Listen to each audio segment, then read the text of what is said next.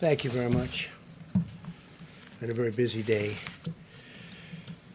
I want to thank the American people for the incredible sacrifices that they're making on behalf of our nation.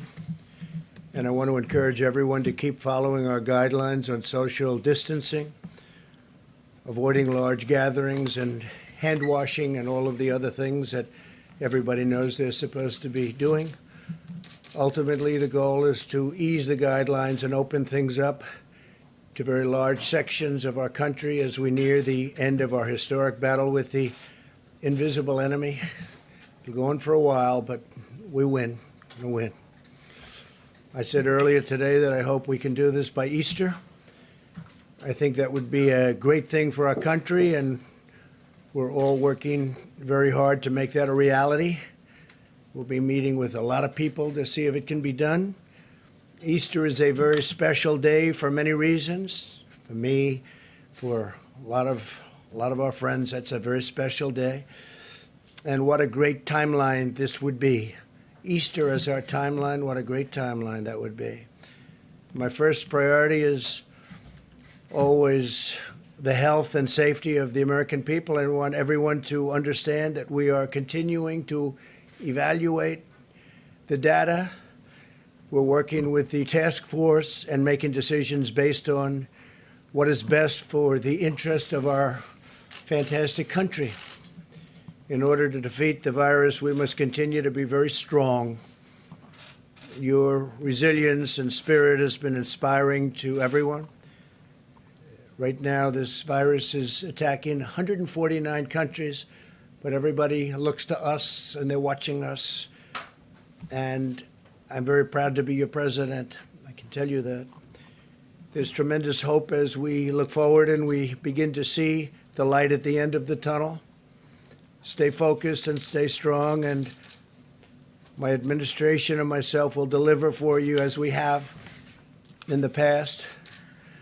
Let me provide you an update on critical preparations and supplies in our war on the virus. Through FEMA, the federal government is distributing more than 8 million N95 respirators, 14 million surgical masks, and many, many millions more under order, and they'll be arriving soon. 2.4 million face shields, 1.9 million surgical gowns, 13.5 million gloves, and more than 4,000 ventilators to the areas of greatest need have already been sent, and we have 4,000 being delivered to New York. The federal government is using every resource at its disposal to acquire and distribute critical medical supplies. The core element of this strategy is my executive order authorizing the use of the Defense Production Act, which has, as you know, already been activated actually a long time ago, quite a long time ago. Private companies are heeding our call to produce medical equipment and supplies because they know that we will not hesitate to invoke the DPA in order to get them to do what they have to do. It's called leverage. You don't have to use it from the standpoint of actually it's been activated, but you don't have to use it. But the threat of it being there is great leverage, and companies are doing as we ask, and companies are actually even better than that. They're coming through and they're calling us, and it's been really something to see. This morning, Ford, 3M, General Electric Healthcare are making tremendous numbers. They've already started of respirators, ventilators, and face shields. They're working together. We didn't have to exercise or utilize the DPA in any way. The fact that we have it helps, but we didn't have to, and for the most part, we won't have to. We're receiving full cooperation from companies with the understanding that the federal government stands ready to compel cooperation if need be. We haven't found that to be the case. It's been really amazing to see these big, strong, powerful, in some cases very small companies, family-owned companies, step up and make a lot of great product for what we're going through and what we will continue to be going through for a while.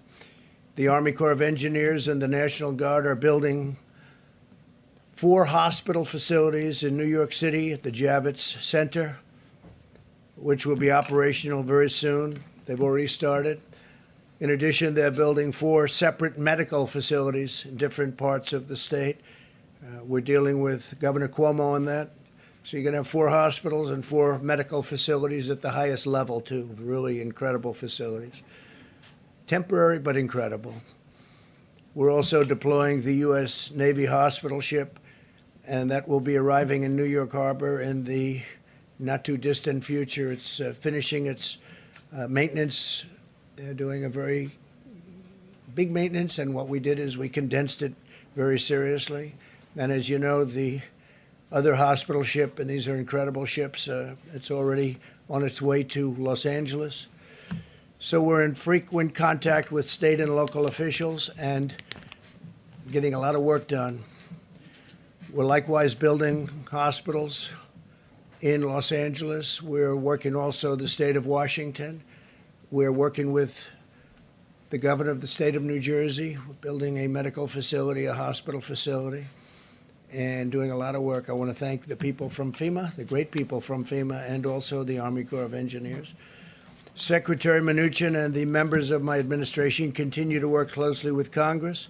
I'm pleased to report that we are working to pass the biggest and boldest financial relief package in American history.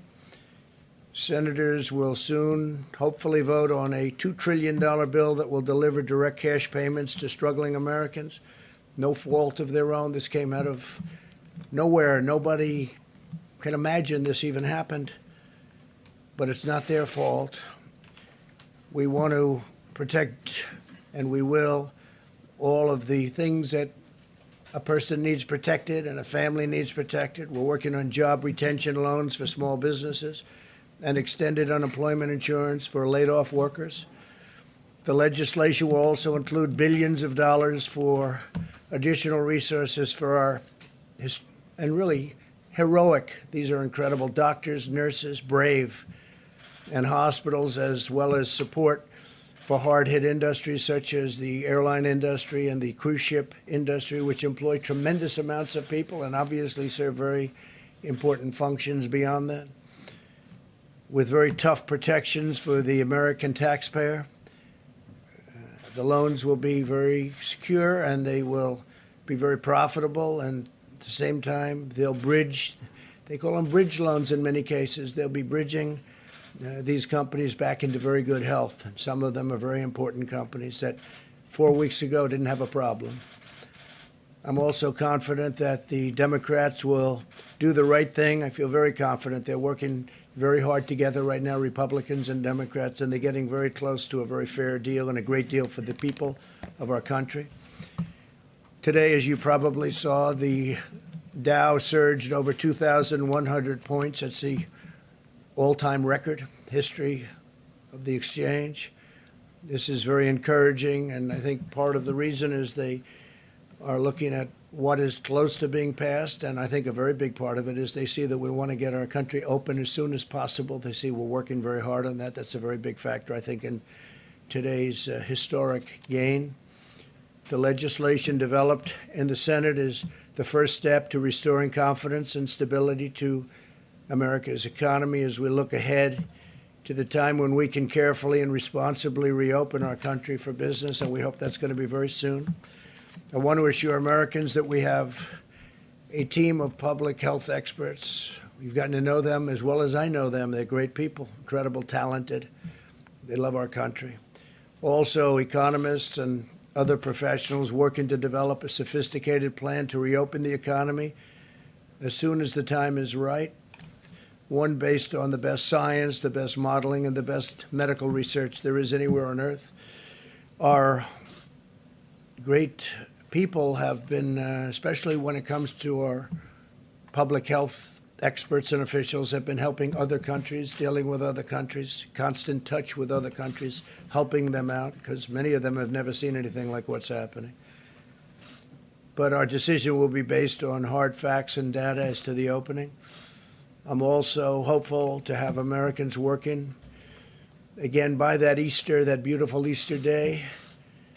But rest assured, every decision we make is grounded solely in the health, safety, and well-being of our citizens.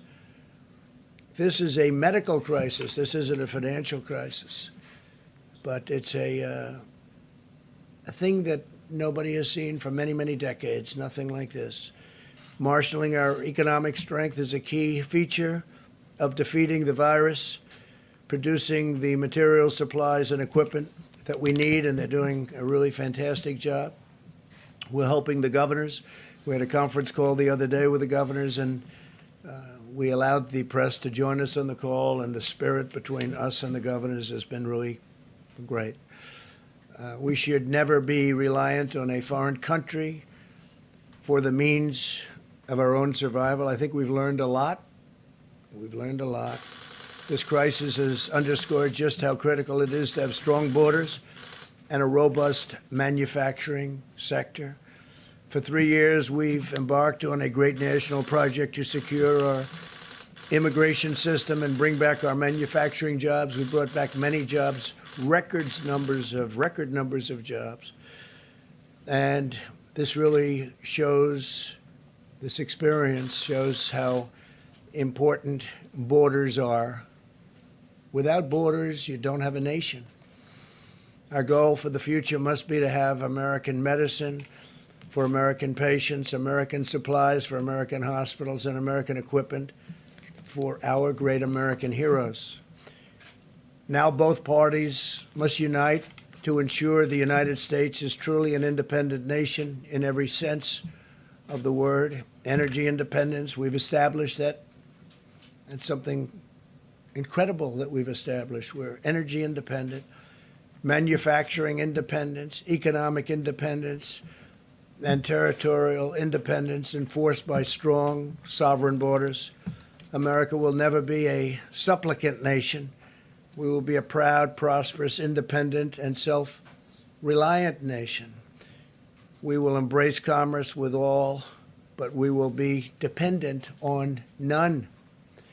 Above all, we know that the best thing for our economy and the world right now is a very, very powerful victory over the virus. Every day, the American people are showing the unity and resolve that has always defined the character of our nation.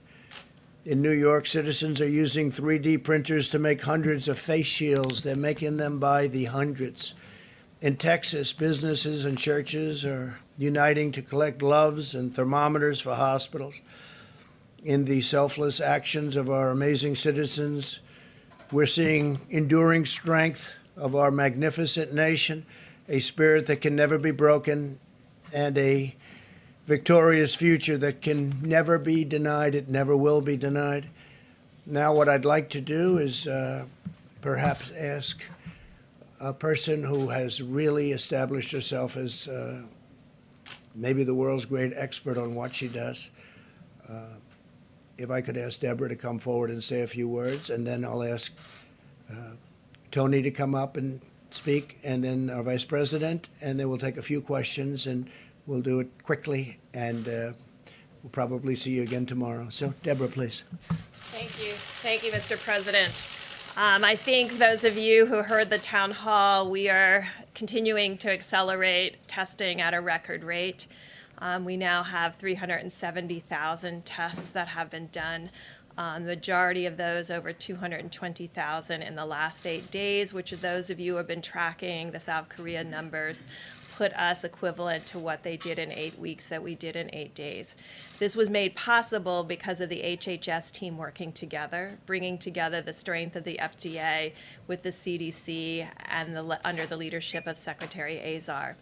We're very proud of those numbers, but we know that we have to do more, and we continue to accelerate in testing to ensure that those who need the test are tested first and have access. As we talked about yesterday, we're working on the ability for people to take their own sample.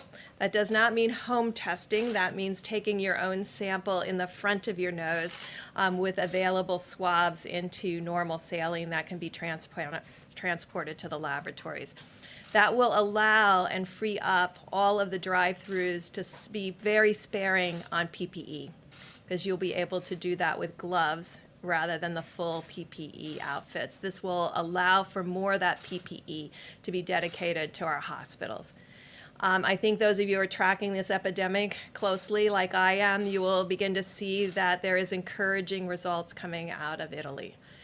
We are impressed by the decreases that are seen in mortality, the number of people succumbing to this illness, and the number of new cases.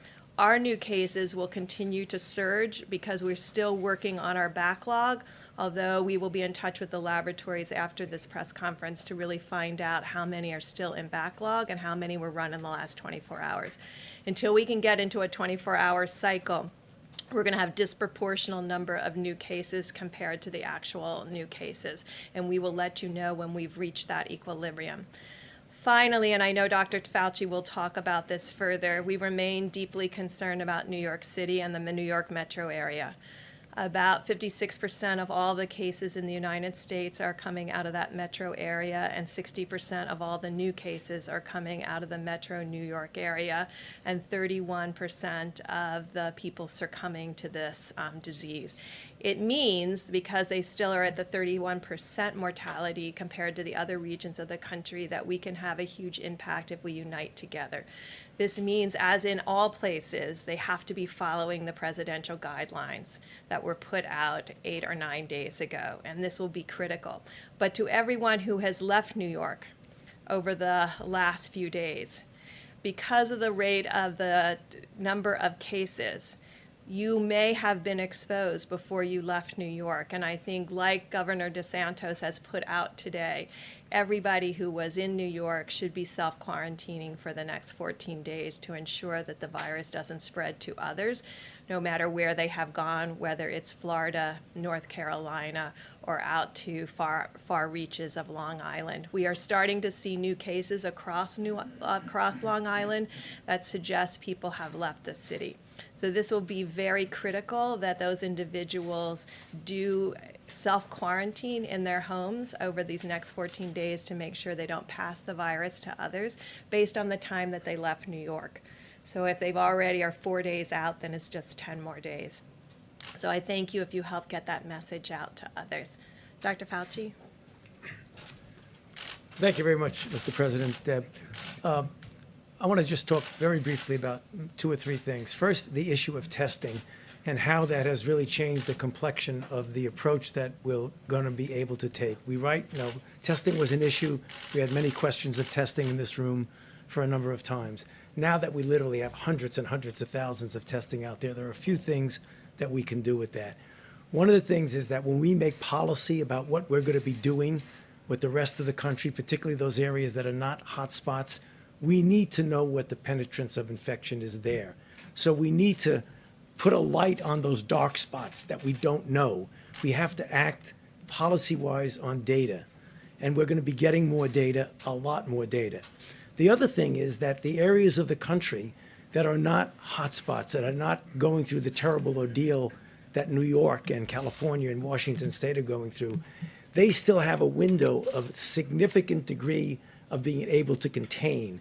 In other words, when you test, you find somebody, you isolate them, you get them out of circulation, and you do the contact tracing. When you have a big outbreak, it's tough to do anything but mitigation. We have an opportunity now that we have the availability of testing to do that. So you're going to be hearing more about how we can inform where we're going, particularly because we have the ability to test.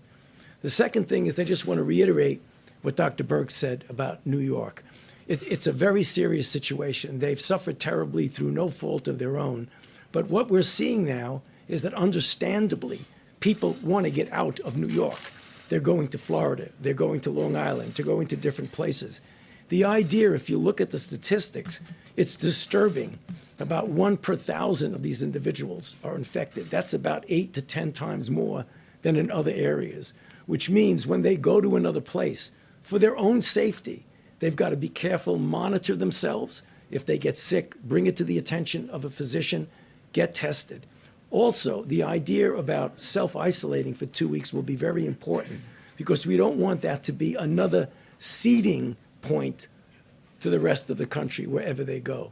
And then thirdly, just one comment about drugs and the testing of drugs. You know, you heard yesterday about drugs being out there that physicians on an off-label way can prescribe it to give people hope of something that hasn't been definitively proven to work, but that might have some hope. I don't want anybody to forget that simultaneously with our doing that, We're also doing randomized clinical trials on a number of candidates. You've heard about candidates, but there are others in the pipeline where we'll be able to design the study, and over a period of time, particularly since we have so many infections, we'll be able to determine definitively, are these safe and are they effective? We're talking about remdesivir, other drugs, immune sera, convalescent sera, monoclonal antibodies. All of these are in the pipeline now, queuing up to be able to go into clinical trial. So I'll stop there and talk. Thank you, Tommy. Great job. Larry, how about just a quick few minutes on how we're doing over at the Hill? Thank you, sir. We're gaining great progress on this Phase 3 legislation. Negotiations continue. We've had continued reports. I've been up there with Secretary Mnuchin. Secretary Mnuchin continues today with Chief of Staff Mark Meadows, checking in with the President. They're getting closer and closer. They expect to vote as soon as possible.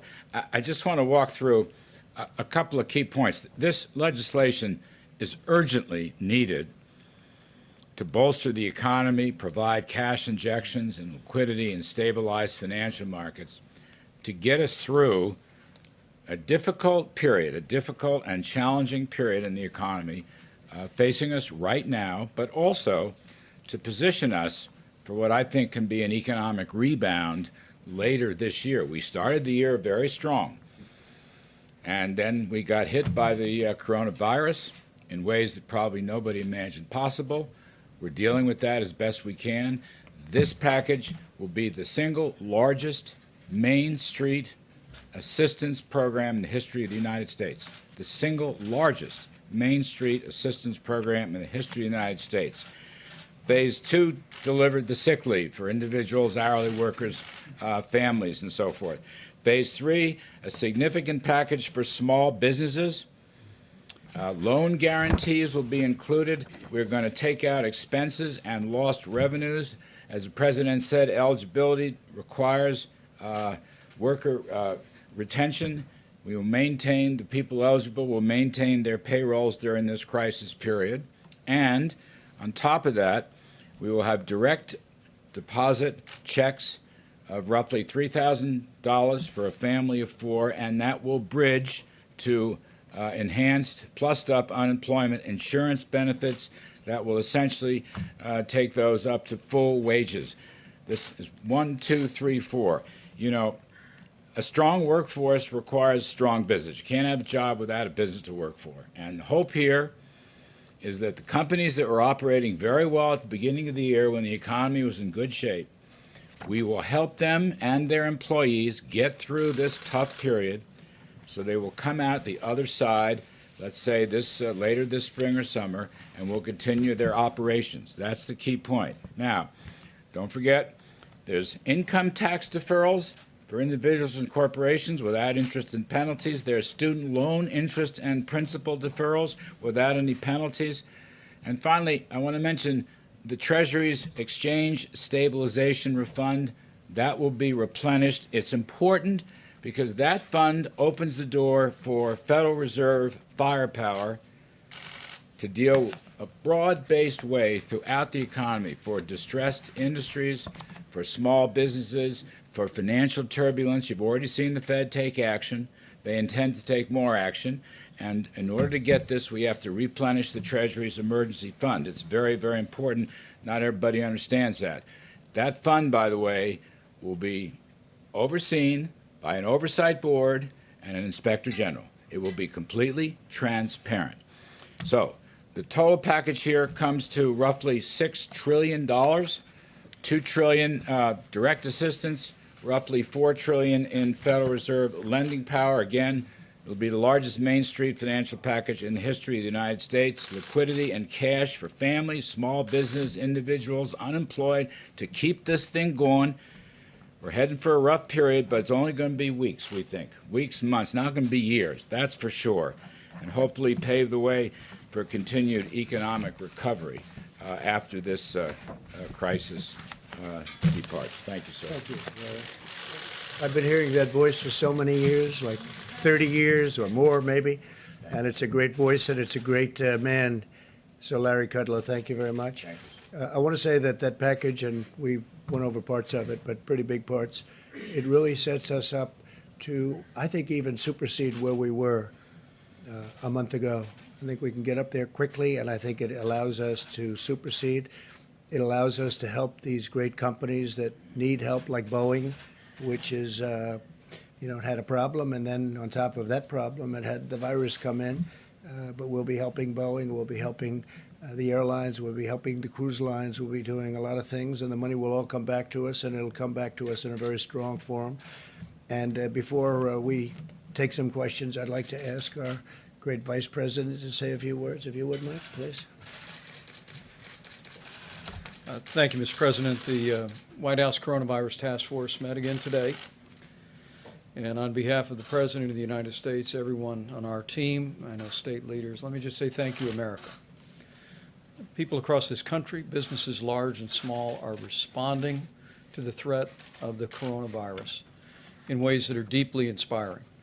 People are acting on the President's 15 days to slow the spread, and it is making a material difference. Our experts standing beside us told us that if every American, regardless of whether you're in an area that's impacted by an outbreak of the coronavirus or not, if every American would embrace these guidelines, that we could significantly reduce the number of Americans that would contract the coronavirus and protect the most vulnerable. And as the President reflected earlier, tens of millions of Americans are doing just that, and we're grateful. The focus of our task force, of course, is to slow the spread, to promote mitigation strategies. Beyond that, though, the President has us focused on testing and on supplies and making sure that those that are enduring the symptoms of the coronavirus and those who are ministering to them, our extraordinary healthcare workers, have the support that they need. In the category of supplies, you just heard Dr. Birx indicate that we've made great progress. We have done more tests in the last 8 days than were done in the previous 8 weeks, and it's because of the public-private partnership that the President forged with commercial labs. And I would encourage people around the country to remind your family members and friends, if you don't have symptoms, don't get a test. We want to make sure people who are having symptoms, who have a concern, have the ability to be tested and to have those tests processed. We're continuing to urge all county hospitals, all labs around the country to report to the CDC all the results of the test, as it'll give these experts around us the ability to continue to advise the President on best practices. As I mentioned, we all continue to follow the outbreak around the country and the test results. But as several have mentioned, we're particularly focused on New York. The reality is the New York metro area was 60% of the new cases in the country. And specifically, as a layperson, I can tell you that the infection rates are roughly 1 in 1,000 in the New York City metropolitan area, where they are 0.2% per thousand or 0.1% per thousand in places like Washington State. It is the reason why today the White House Coronavirus Task Force is calling on any American, first and foremost, if you're in the New York City metropolitan area or elsewhere, to take the guidelines that we issued and avoid non-essential travel. But for anyone in the New York metropolitan area who has traveled, our task force is encouraging you to monitor your temperature, be sensitive to symptoms, and we are asking anyone who has traveled out of the New York City metropolitan area to anywhere else in the country to self-isolate for 14 days. We have to deal with the New York City metropolitan area as a high-risk area. And for that reason, we're taking these steps and asking for the cooperation of the American people. Because of the spread in New York City, we will continue to surge resources. The President has described this. FEMA is coordinating with New York State for the arrival of the USS Comfort in just a matter of a few short weeks. Over the next 24 hours, more than 4,000 additional ventilators will be delivered to New York State as well. New York State has prioritized 3 alternative medical facilities, and at the President's direction, the Army Corps of Engineers is working on plans to build those facilities out. You've heard the President speak about the Javits Center, the addition of 1,000 beds, and we'll continue. I want the people of New York City and the greater New York City area to know that we're with you. We're going to continue to provide resources to support your state and local officials as they confront the spread of the coronavirus in that great city. On the subject of supplies, we had team meetings today at FEMA, which is working on identifying the critical personal protective equipment and ventilators. At this point, FEMA informs us today that they are distributing 7.6 million N95 respirator masks, more than 14 million surgical masks, and FEMA has already shipped 73 pallets of personal protective equipment to New York, 36 pallets of personal protective equipment to the state of Washington. We'll be meeting again tonight. As you know, the President stood FEMA's National Response Center up, and they are in the lead for the approach to the coronavirus, which is locally executed, state managed, and federally supported. And we'll continue to surge those resources and make sure that they're available. One last word, if I may. The President reflected on the response that businesses around the country have brought to this moment. It truly is extraordinary. The President did initiate the Defense Production Act last week, but as the President has reflected many times, we will use the Defense Production Act if we need it to mandate production of critical supplies. But so far, no one has said no. And in fact, we see industry stepping up. The President mentioned Ford Motor Company working with 3M and GE Health to expand production of medical supplies. We heard that McDonald's is now offering curbside delivery to truckers who are unable to use the drive-through to pick up a Big Mac. And I spoke today, and the President spoke last week with Tim Cook of Apple, and at this moment in time, Apple went to their storehouses and is donating 9 million N95 masks to healthcare facilities all across the country and to the national stockpile. There is a level of generosity that I know is inspiring to the President, and it's truly inspiring to all of us who are working on the White House Coronavirus Task Force. The President's made it clear that he hopes, in weeks, not months, to be able to open up the country. But let me make one last encouragement to every American. We will get to that day quicker if every American will put into practice the President's coronavirus guidelines for our nation. 15 days to slow the spread. If every American will do this, I have no doubt that we will slow the spread, we will protect our most vulnerable, and we will heal our land. Thank you, Mr. very President. much. Mr. President, you just reiterated that you hope to have the country reopened by Easter. You said earlier you would like to see churches packed on that day. My question is, you have 2 doctors on stage with you. Have either of them told you that's a realistic timeline? I think we're looking at a timeline. We're discussing it. We had a very good meeting today.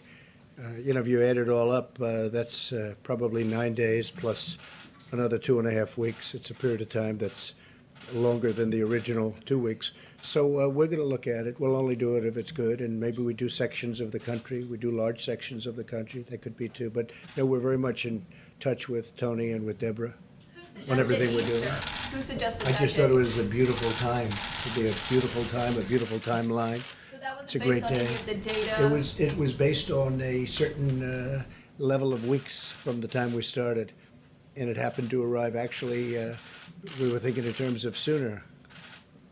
I'd love to see it come even sooner, but I just think it would be a beautiful timeline. John? Mr. President, if you look at what we've just seen in the last day or so, you've seen the number of known coronavirus cases in the country double in just 2 days. Another 95 people have died just in the last 24 hours. New York's governor is saying this is spreading like a bullet train across the country, and the governor of Louisiana is saying that his state may not be able to handle the cases that they're facing by early April. So what are you seeing in all of this that leads you to think John, that we we're could working with all reopen of by them, sure. Easter or even earlier? Sure. We're working with all of them. We can be talking about large sections of our country because there are sections of our country that you didn't talk about that are doing unbelievably well. They have very little incidence or problem, very small numbers. It's very possible that they won't be ever subject to what's happening in New York. New York is definitely a hot spot. There's no question about it.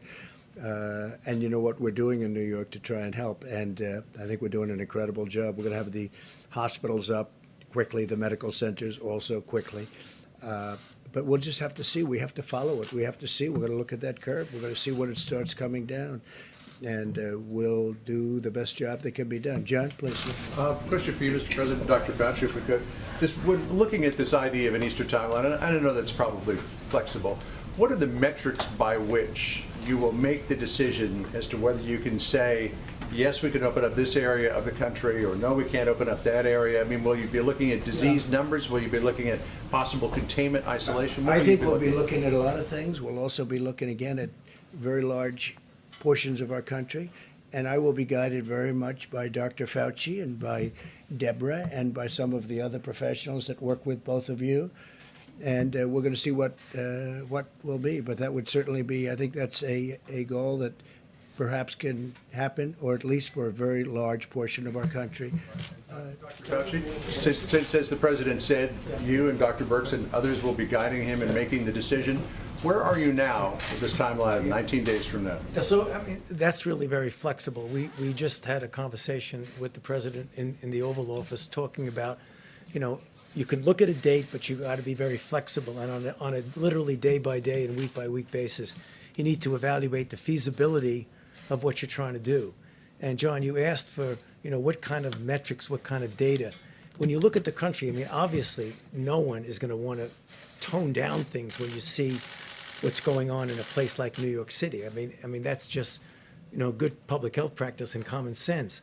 But the country is a big country, and there are areas of the country, and I refer to this in my opening remarks, that we really need to know more about what the penetrance is there. So if we do the kind of testing what we're doing, and testing will always be associated by identification, isolation, and contact tracing, and you find after a period of time that there are areas that are very different from other areas of the country, you may not want to essentially treat it as just one force for the entire country, but look at flexibility in different areas. So I think people might get the misinterpretation, you're just going to lift everything up, and even somebody's going like that. That's not going to happen. It's going to be looking at the data.